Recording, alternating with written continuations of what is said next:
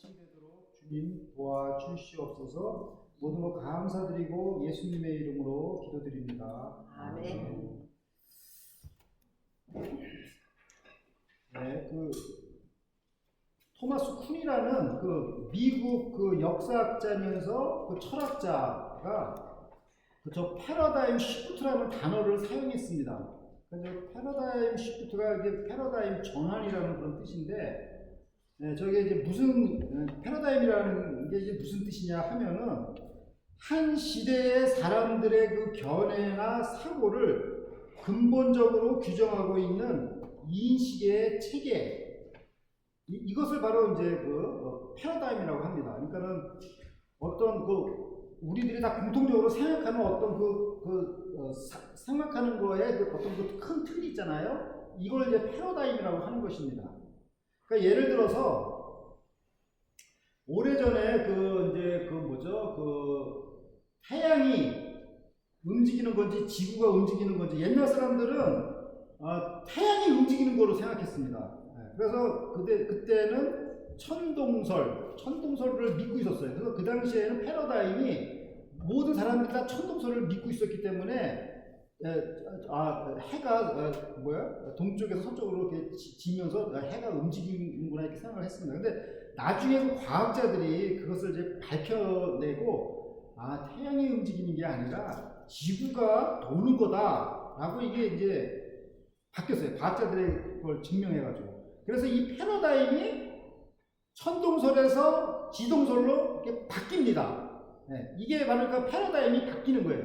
그러니까 우리가 이렇게 생각했다가 저렇게 생각하는 거, 그러니까 우리의 사고를 이렇게 전환시키는 거, 이걸 바로 이제 패러다임 시프트라고 합니다.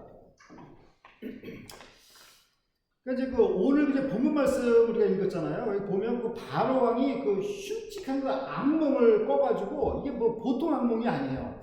아주 징그러운 악몽인데, 이거를 그냥 자기가 견디다 못하니까 결국은 노예 소년인, 히브리 노예 소년인 요셉한테 이것을 저렇게 도움을 청하는 내용입니다.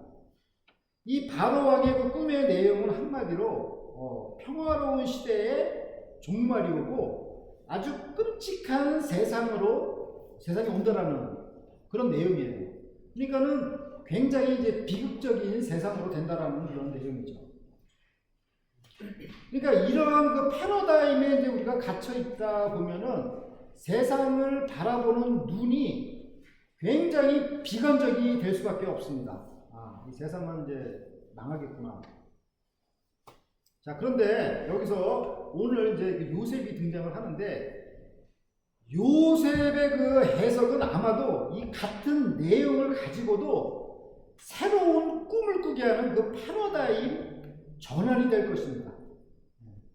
이게 요셉마저도 우리는 절망밖에 없다, 슬프다, 더 이상 희망이 없다 이렇게 얘기한다면 요셉이 아니겠죠. 근데 요셉이 이 꿈을 어떻게 해석을 하냐, 어떻게 정말 새로운 꿈을 꾸게 하냐, 이게 바로 패러다임이 시프트가 되는 것입니다. 그러니까 한국에 우리 이야기 중에 이런 3년고개라는 이야기가 기억나실 거예요. 그죠? 3년고개 얘기 많이 들으셨죠? 그 고개에서 넘어지면은 one person fall down from the hill, he just the destiny is just only 3 years. 그런 이야기가 있잖아요. 그죠? 그러니까는 어떤 노인이 그것에서 넘어져가지고 나 이제 3년밖에 못 살겠구나 해가지고 집에서 끙끙 앓고 있었습니다. 그런데 또 그랜드 선이 그것을 보고 한 번 넘어지면 3 years, 그러면 you can fall down 10 times, you can live 30 years more, 이렇게 얘기를 한 거예요. 그래가지고 할아버지가 거기 가서 10번 넘어지고 30년을 더 살았다는 그 이야기입니다. 이 이야기가 주는 교훈이 무엇이죠? 어떤 어려운 일에 봉착했을 때 긍정적인 생각으로 이렇게 바꾸는 것이 큰 힘이 된다라는 이런 교훈을 주고 있습니다. 바로 왕의 그 흉측한 꿈을 요셉은 어떤 패러다임으로 그 문제를 해결할까요? 오늘 말씀을 통하여 어떤 어려운 일 앞에서도 긍정적으로 새로운 패러다임으로 전환하시는 우리 성도 여러분들이 되시기를 기도합니다. 창세기 41장 17절을 보십시오. 바로가 요셉에게 이르되 내가 꿈에 하숫가에 서서, 저 사진 보면 저기 나일강 그림인데 꼭 여기 우리 옆에 있는 그 미시피강하고 정말 너무 비슷한 것 같아요. 우선 그 바로와 요셉이라는 그 두 명의 그 인물의 그 프로필이 대조적입니다. 바로는 애굽의 왕이었고 요셉은 하나님을 믿는 히브리 노예소년입니다. 겉으로 보면 상당한 신분의 차이가 있습니다. 세상에 막강한 권력을 가진 왕이 그 하나님을 믿는 그 어린 노예 소년에게 지금 도움을 요청하는 이런 모습입니다. 이는 마치 무엇과 같을까요? 이사야서 2장 2절 맞습니다. 만일에 여호와의 전에 산이 모든 산 꼭대기에 굳게 설 것이요 모든 작은 산 위에 뛰어나리니 만방이 그리로 모여들 것이라. 이 말씀이 이사야서와 미가서에 똑같이 예언이 되어 있습니다. 그러니까 말세에는 세상 사람들이 하나님의 그 말씀을 들으려고 몰려온다는 것입니다. 왜 몰려오겠어요? 자기들의 그 지식의 그 한계를 느끼기 때문일 것입니다. 그러므로 우리 성도님들은 이 시대에 가장 높은 예루살렘의 산이다라는 이런 자부심을 갖고 살아야 하는 것입니다. 세상 사람하고 내가 저 사람들이 나보다 돈이 많네 뭐 그런 거에 그냥 이렇게 경계할 것이 아니라 내가 정말 하나님의 말씀을 갖고 있는 가장 높은 예루살렘의 산이다 이런 자부심을 갖고 우리가 살아야 돼요. 그래서 이 세상에 가장 높은 산이 되는 그 하나님의 그 말씀, 이것을 정말 간직하고 살아가시는 우리 성도 여러분이 되시기를 간절히 기도드립니다. 창세기 41장 18절을 보십시오. 보니 살찌고 아름다운 일곱 암소가 하숫가에 올라와 갈밭에서 뜯어먹고. 그 바로는 꿈에 아주 살찐 아름다운 일곱 암소를 보았습니다. 이것은 뭐예요? 나일강의 그 수위, 지금 그냥 그 미시피강 보니까 수위가 넘쳐가지고 좀 들어가지를 못하잖아요. 공원에 다 막아놨잖아요. 14피트 이상을 지금 그 미시피가 아니라 그러죠. 미네소타주에 댐이 무너졌다고 합니다. 그래가지고 댐이 무너져가지고 이 지금 미시피가 여기에 지금 홍수 지금 저기 경보가 지금 켜졌는데 아무튼 지금 그런 상황이에요. 근데 이제 이 당시에 그 애굽이라는 나라는 비가 오진 않고 나일강 위에 물을 가지고 이렇게 이제 목축을 하고 농업을 하였습니다. 그러니까 나일강의 그 수위가 높아질 때는 그 애굽 땅이 어떻게 됐어요? 풍년이겠죠. 그러니까 여기에 그 살찐 아름다운 일곱 암소라고 하는 것은 무엇을 얘기하는 거예요? 나일강의 수위가 높아져가지고 그 목초지가 아주 그냥 파랗게 그냥 풍부하다는 것을 말해주는 것입니다. 그러면서 이 정말 평화로운 이 풍년의 모습을 보여주는 것입니다. 반면에 창세기 41장 19절을 보십시오. 그 뒤에 또 약하고 힘이 흉악하고 파리한 일곱 암소가 올라오니 그같이 흉악한 것들은 애굽 땅에서 내가 아직 보지 못한 것이라. 그러니까 아주 아주 흉악한 또 그 일곱 암소가 올라왔다라는 것은 뭡니까? 제가 방금 말씀드렸다시피 나일강의 수위가 아주 그냥 쭉 줄어들어가지고 물이 없어가지고 그죠? 목초지가 없어진 것이에요. 네?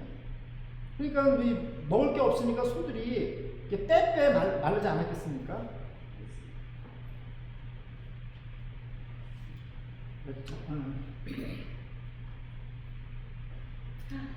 자, 이게 지금 예배 시간에 좀 안 다니셨으면 좋겠습니다. 제가 갑자기. 자, 여기 이제 19절 보면은 뭐라고 써 있냐면, 우리가 지금 이 내용을 그 뭐죠? 창세기 41장 1절부터 8절에 그 바로가 그 꿈을 꿔가지고 이것을 그 애굽의 술객과 박사들한테 한 내용하고 거의 비슷합니다. 한 95%가 비슷합니다. 그렇지만 5%가 이렇게 달라요. 근데 그 다른 부분을 지금 여기서 이렇게 말씀하고 있어요. 그것이 뭐냐면, 이런 것들은 애굽 땅에서 내가 아직 보지 못한 것이라 라는 이런 표현이에요. 이게 전에 그 애굽의 그 술객과 박사들한테는 이런 얘기를 바로 왕이 얘기를 하지 않았는데, 여기서 지금 요셉한테 이 얘기를 지금 하는 것입니다. 이걸 보면 우리가 뭘 알 수 있을까요? 바로의 그 자기 내면 속에 자신의 그 꿈에 대한 아주 매우 부정적인 생각을 지금 갖고 있다는 것을 우리가 알 수가 있죠. 그러니까 내가 이런 아주 그냥 못생긴 흉악한 이런 암소들을 내가 태어나가지고 내가 본 적이 없다. 내가 애국 땅에서 내가 본 적이 없다. 그러니까 아주 정말 굉장히 강조한 말이고, 자기 속에서는 굉장히 이게 부정적인 그 생각을 했다라는 걸 우리가 알 수가 있습니다. 자, 창세기 41장 20절을 보십시오. 그 파리하고 흉악한 소가 처음에 7 살찐 소를 먹었으며, 그러니까 가축의 그 먹이, 즉 목초지가 이렇게 풍족하게 되면 소가 살찌게 되고, 먹을 목초지가 궁핍하게 되면 소가 먹지 못해서 빼빼 마를 것입니다. 이것은 결국 목초지 품귀 현상이 일어남을 말하는 것입니다. 그러니까 나일강이 마르고 기근이 일어나는 일을 인간이 막을 수는 없습니다.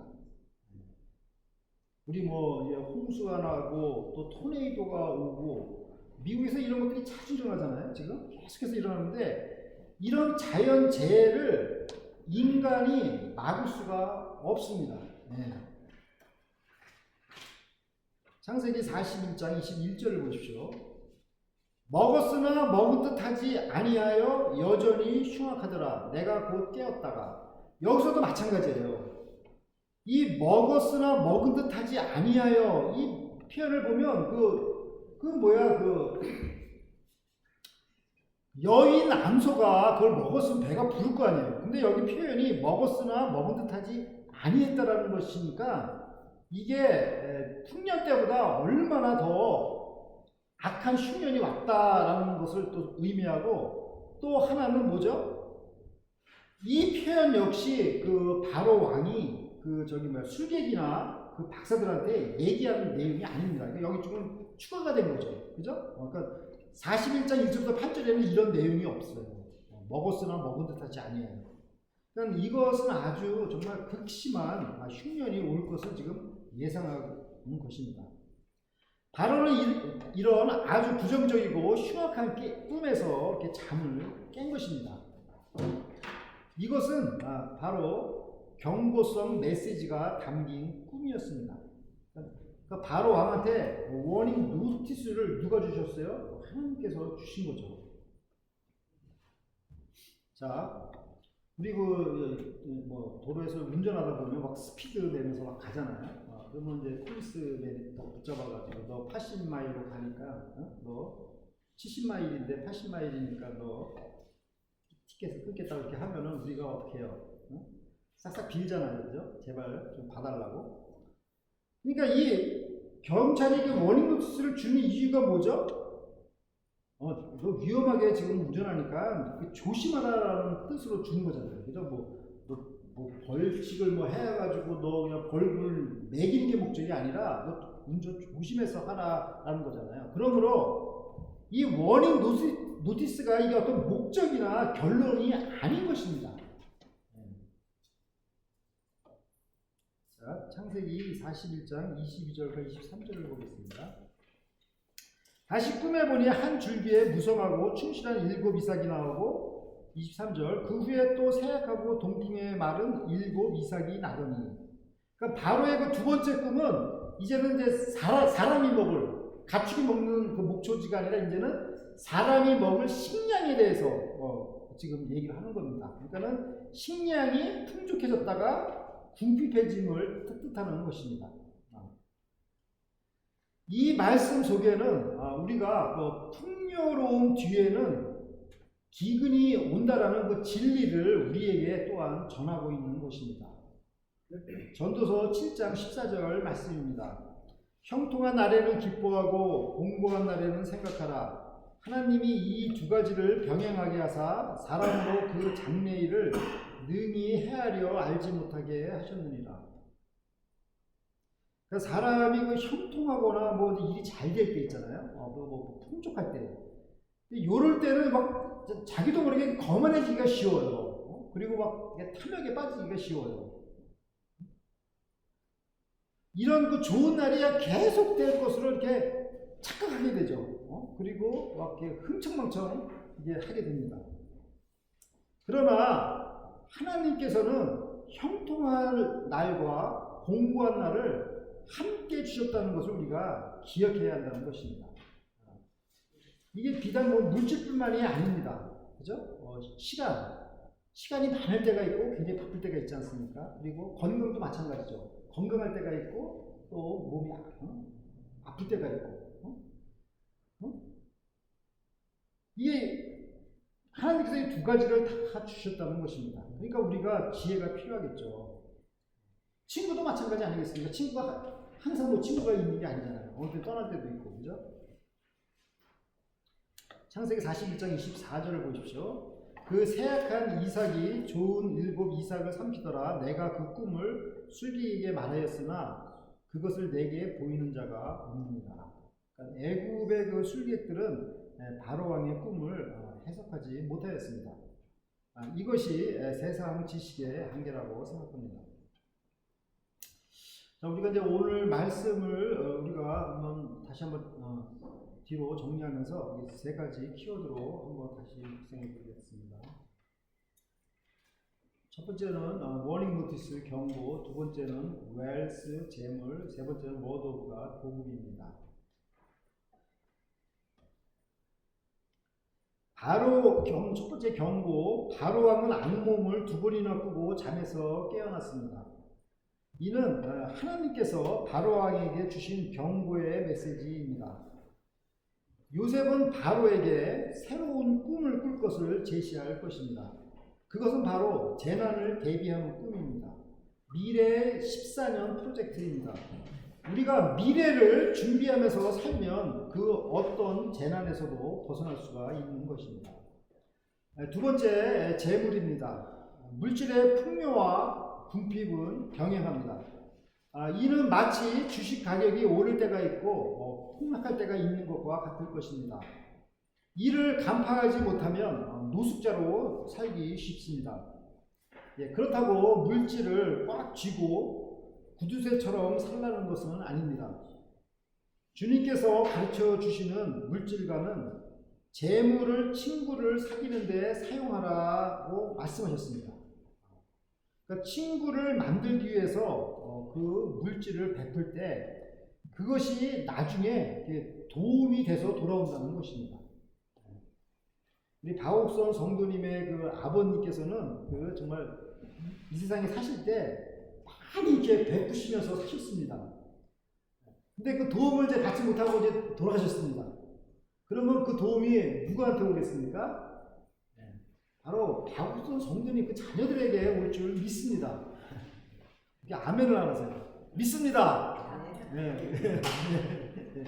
그러니까 이게 베풀면 내가 안 받더라도 우리 자녀들이 그것을 받습니다. 내가 저 사람한테 내가 신세를 많이 졌지. 그러면서 그 자녀들한테 잘해주는 일들이 많이 생길 것입니다. 자, 세 번째 워드 오브 갓 복음입니다. 요셉은 바로 왕을 자문하게 되었습니다. 요셉은 하나님을 믿는 성도로 대표되고 바로 왕은 하나님을 믿지 않는 세상 사람으로 대표될 것입니다.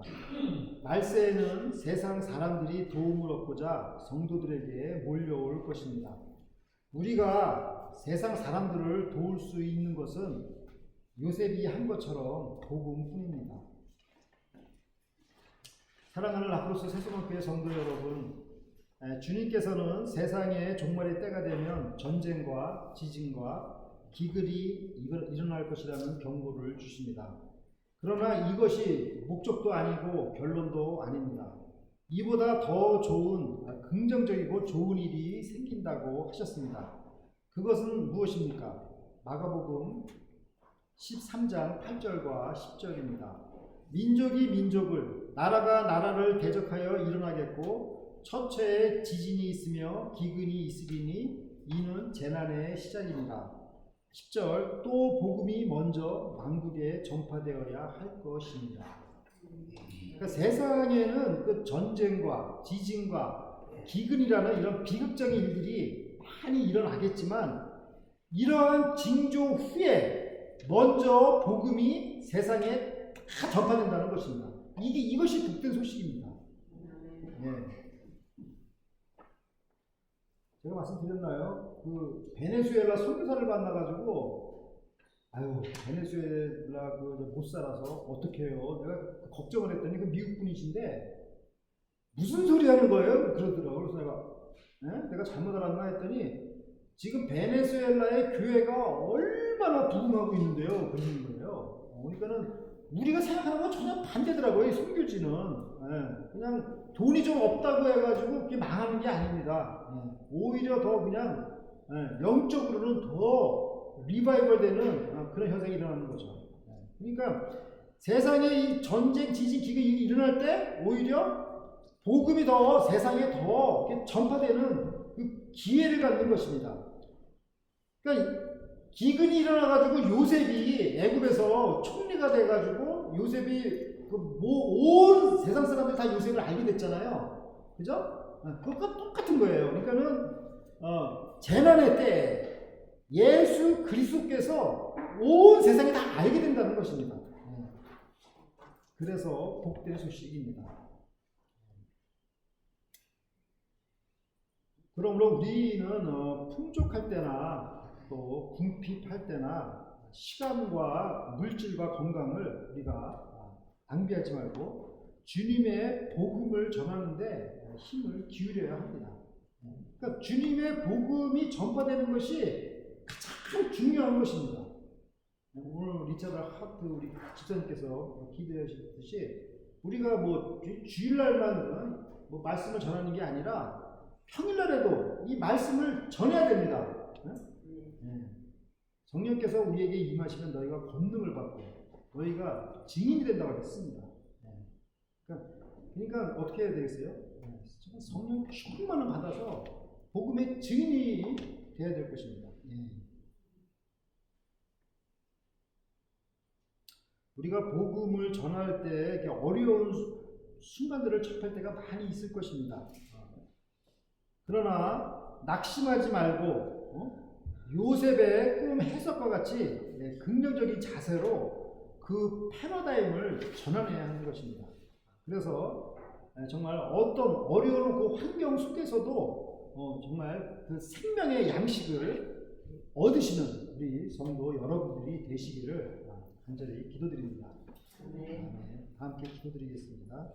감사하신 하나님 아버지, 하나님의 일은 하나님께서 보내신 독생자 예수 그리스도를 믿는 일입니다. 우리가 이 세상에서 썩어질 양식을 위해 살지 않고 생명의 양식을 위해 살게 하여 주시옵소서. 주님께서 우리에게 주신 풍족한 재물과 시간과 건강을 감사함으로 여기고 이것들을 낭비하지 않고 주와 복음을 위하여 쓰여지도록 인도하여 주시옵소서. 감사드리며 예수님의 이름으로